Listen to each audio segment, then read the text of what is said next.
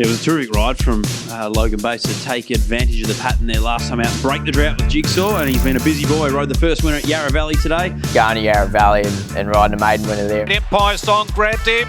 He got there. Coming into pretty much the craze of Cox Plate Day through the middle of the day, it was great to be there. Ready for the McEwen, and they're racing. He just raced beautifully there. He really got control of the race, and Logan gave him a super ride. Jigsaw around the turn, under the whip, 2 lengths in front of Charmstone. It was quite cool seeing the data and the sectionals that they'd brought up, and he'd hit his top speed at 72.5 kilometres, which is low flying. Jigsaw wins it. Jigsaw first from ahead, Bobber. Look, it was unexpected to say the least. I did make a joke, tongue-in-cheek, that we came there to get the Meteorite ticket, which we did, as it turned out. Logan Bates, with a ride on Cox Plate Day, takes the Group 2.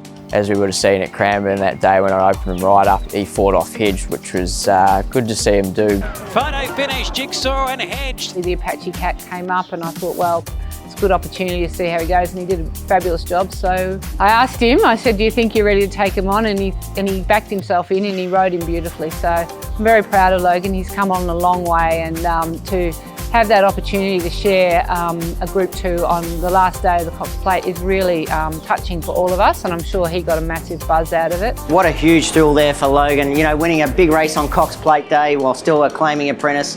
Well done to him. It's not every day you get someone like Luke Nolan pat you on the back after you win your first Group 2 and say on your son. And so there's a lot of good memories, and as I said, it was just great to do it for the stable. My mum, actually, I've got to give her a little bit of credit there, because she did actually pick out the stallion, and yeah, he was a pretty non-complicated little plain foal, actually. He's grown into something a bit more attractive as he's got older. Good to be a part of the Jigsaw story. He's been around for quite a while, and for him to carry on from each season and you know, keep fronting up is great. So, you know, he's probably getting to the back end of his career, but you know, it's still pretty special to be a part of it, and especially when he's in this sort of form too, and the way he's going, and great for the stable, and you know, it's great to do it for Cindy too, who I'm an apprentice to. His number one quirk is he needs to be the first horse up the driveway if he's working with a pair. He gets very agitated if he's made to stay behind.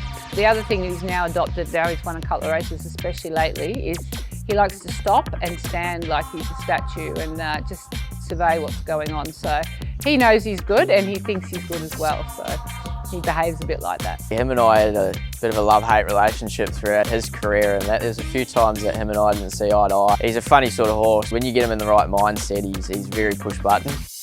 Well, Cindy Alderson has got a ticket to a big race on the Hometown Cup Day into the Meteorite. Moonee Valley's been a great club over the years, and they've always done, you know, they've been innovators in their own time, so it's good to see them on board and supporting this concept, and it's also great to see him going around in the Alderson colours / Moonee Valley Racing Club colours, and hopefully he can do us all proud. Look, Cindy's got him in super form, and yeah, he deserves his crack at the Meteorite.